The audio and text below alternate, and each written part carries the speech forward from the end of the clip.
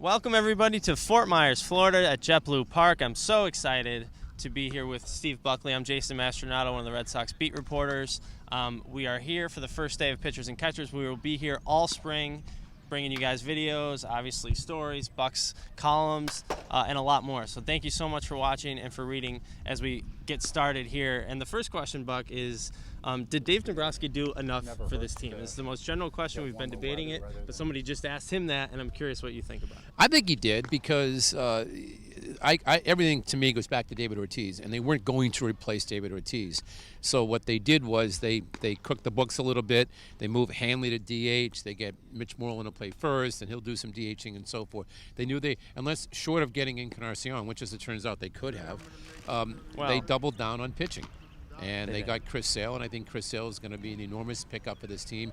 I maintain, as someone who's covered baseball for a long time and followed it since I was a kid, this could be the best front three since Earl Weaver with the Orioles, with Mike Cuellar, Jim Palmer, and Dave McNally. What is your biggest concern? Because mine is probably going to be the back end of the rotation.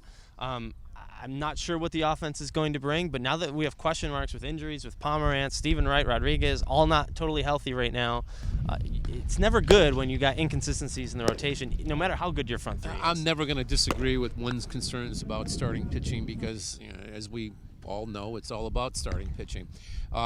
So if I could just, for the sake of discussion, take it a different way, I agree with that. But my big concern beyond that is third base. Pablo Sandoval, we've all seen the pictures. He's slimmed down. Dave Dombrowski talked about how impressed he was with his work ethic, and we all applaud that. But it's been a long time since he's done the grunting and groaning of big-time third base play. And he looked really bad there last year in spring training. So one of the things I will be looking for in spring training is, can he man that position with major league deftness? And he can hit 18 to 20 home runs and drive in 75 runs. But if he's providing poor defense at third base, that's a major hole in his team. There's nowhere else for him to play. He has to play third. There's no room at first. There's no room at DH. Right. He's got to play third. That's going to be a very big issue for him. Right before we sign off, I just got to ask, is it weird not seeing Ortiz here? It is, which I'll be writing about in tomorrow's Herald. Thank you for teeing me up. When you walk into the locker room, the clubhouse, the first locker you see, just to the left of that door there in the back, is David Ortiz's locker. You can't, as Dustin Pedroia told me, you can't not see it when you walk in there. And to see that it's now Hanley Ramirez's locker, and sorry to interrupt, No. but people don't realize the importance of a locker. It's not just a locker. Ortiz gets so much space. It's real estate. He's always there with his cell phones and his guys that he hangs. I mean, that is an atmosphere that is now missing. As I am writing in tomorrow's Herald, it's an Elks Lodge. It's a place to go to kibitz, to trade gossip, what's going on in town. And you never went to, even when Ortiz wasn't, quote unquote, talking to us, he was talking to somebody.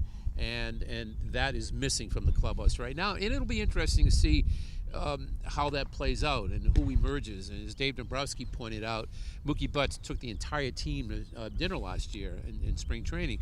So he already has emerged as a leader. Pedroia is a senior statesman now. He's a spokesman in that clubhouse. But the oversized personality, which is David Ortiz, is lacking. Right. We'll still see if he makes a comeback at some point this season. I'm not saying it's a zero chance. I refuse to say it's a zero chance. I agree. There's still a small possibility. We'll have you updated all spring from Fort Myers. I'm Jason Mastronato, Steve Buckley, and Bob Grime behind the camera. Thank you so much for watching, and thanks for reading.